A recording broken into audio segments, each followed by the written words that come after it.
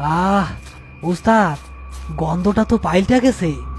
কি সুন্দর বাসনা, শরীরটা জুড়াইয়া গেল।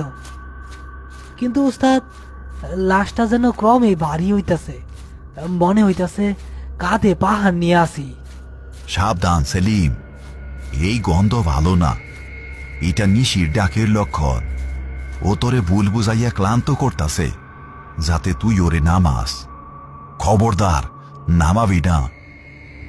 আহ উস্তাদ, আমার দম বন্ধ হইয়া আসতেছে।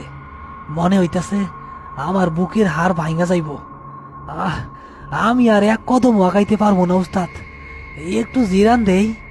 না, খবরদার।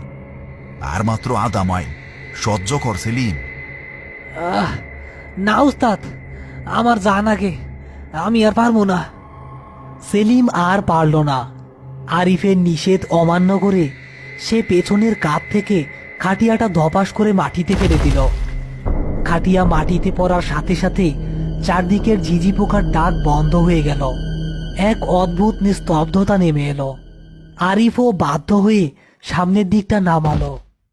তুই শেষ করলি সেলিম, তুই আমাকে দুই ডারি শেষ করলি। এখন এই লাশ কেমনে উঠাবি? আহ আহ আহ উস্তাদ, একটু দম নিয়া নেই, মরা তো আর পালায়া যাইব না। মরা পালাইব না, কিন্তু মরা যারে ধরব সে আর বাঁচব না। হঠাৎ তারা দেখল খাটিয়াটা ধীরে ধীরে মাটির নিচে ডেবে যাচ্ছে। নরম কাদা না থাকা সত্ত্বেও খাটিয়ার পায়াগুলো মাটিতে গেঁথে যাচ্ছে।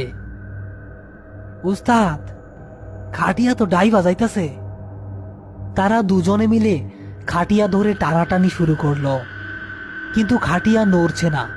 ঠিক সেই সময় কাফনের কাপড়ের নিচ থেকে একটা ফ্যাকাশে হাত বেরিয়ে এসে খপ করে সেলিমের পায়ের গোড়ালি চেপে ধরল।